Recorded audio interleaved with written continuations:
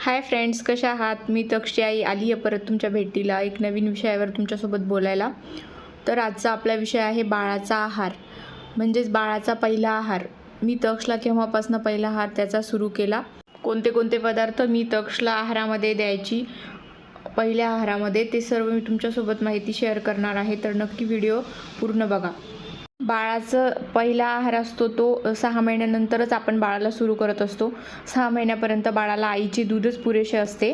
6 महिन्यानंतर आपण बाळाला सुरुवातीला नेमके कोणते पदार्थ दिले पाहिजे आणि कसे बनवले पाहिजे आणि कोणते पदार्थ नाही दिले पाहिजे बाळाला, ही सर्व माहिती मी तुमच्यासोबत शेअर करणार आहे. तर नक्की व्हिडिओ शेवटपर्यंत बघा.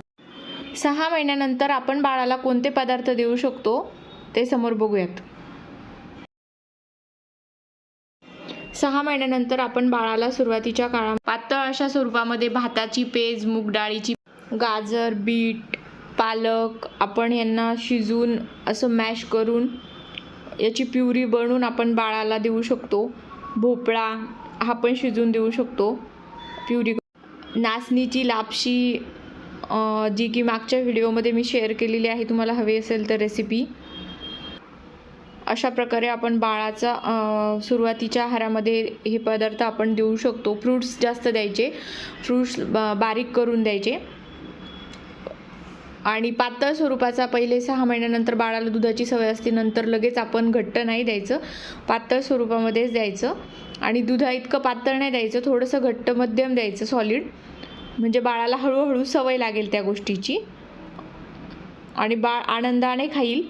एकदा सवय लागली की सुरुवातीला काही दिवस बाळ खाणार नाही, त्रास देईल आपल्याला, जसे की आपण त्याला भरवायला गेलं की ते थुकून टाकेल, असं करेल. पण नंतर हळूहळू बाळ या गोष्टींची सवय लागेल. मग आपण याचं रुटीन बनवायचं, टाईम ठेवायचा एक, की बाळाला दिवसातून किती वेळेस खायला द्यायचं.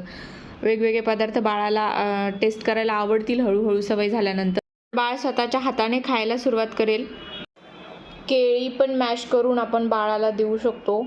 त्याच्यानंतर आपण पपई पण मॅश करून त्याची प्युरी बनवून बाळाला सुरुवातीला सुरू करू शकतो. बाळाला भरवताना आपण मांडीवर घेऊनच बाळाचं डोकं असं उंचावर ठेवून पाय थोडे खालच्या दिशेने ठेवूनच भरवायचं, किंवा मग त्याला चेअरमध्ये बसूनच भरवायचं, नाहीतर त्याच्या घशामध्ये अडकण्याची शक्यता असते. 6 ते 9 महिन्याच्या बाळाला आपण काय काय नाही द्यायला पाहिजे ते सगळं पदार्थ आपण बघणार आहोत, की हे पदार्थ बाळाला का नाही देऊ आणि त्याच्या मागचं कारण काय, बाळाला का नाही दिले पाहिजेत आपण हे पदार्थ. मोस्टली दिले जातात पण आपण नाही द्यायचे, माहीत झाल्यानंतर तरी नाही द्यायचे. गाईचे दूध, सोयाबीन, अंड्याचा पांढरा भाग, शेंगदाणे, मासे, गव्हापासून बनवलेले पदार्थ, पॉपकॉर्न, डाळिंबाचे दाणे, हे सगळं लिस्ट मी दिलेली आहे तुम्हाला. आणि एक एक करून सांगते. गाईचे दूध का नको, कारण गाईचे दूध, कोणतेच दूध 6 महिन्यापर्यंत बाळाला नको द्यायला. आणि त्याच्यानंतर लगेच काही ठिकाणी बोलले जाते की गाईचे दूध आता सुरू केले पाहिजे बाळाला, 6 महिने पूर्ण झालेले आहेत. पण आईचं दूध जर पुरेसं असेल तर गाईचे दूध देण्याची काही एक गरज नाही, कारण गाईचे दूध हे खूप जड असते पचवण्यासाठी. बाळाची जी डायजेस्टिव्ह सिस्टीम असते ते पचवू शकत नाही. तर 1 वर्षापर्यंत आपण बाळाला गाईचे दूध नाही द्यायचे. सोयाबीनपासून बनवलेले पदार्थ जे की माणसांना पण हार्मफुल आहेत, तर बेबीमध्ये असणारच. अंड्याचा पांढरा भाग नाही दिला पाहिजे. शेंगदाण्यापासून बनवलेले पदार्थ पण नाही दिलेले पाहिजे, कारण शेंगदाण्यापासून ॲलर्जी होऊ शकते, खाज येऊ शकते बाळाला. मासे, गव्हापासून बनवलेली चपाती वगैरे, आणि पॉपकॉर्न आणि डाळिंबाचे दाणे, कारण की ते घशामध्ये फसण्याची शक्यता असते. आपण बाळाकडे समोर टाकले खाता खाता हे चावू शकत नाही, बाळाला दात नसतात आलेले, म्हणून बाळाच्या घशात अडकण्याची शक्यता असते, म्हणून हे पदार्थ बाळाला नाही दिले पाहिजे.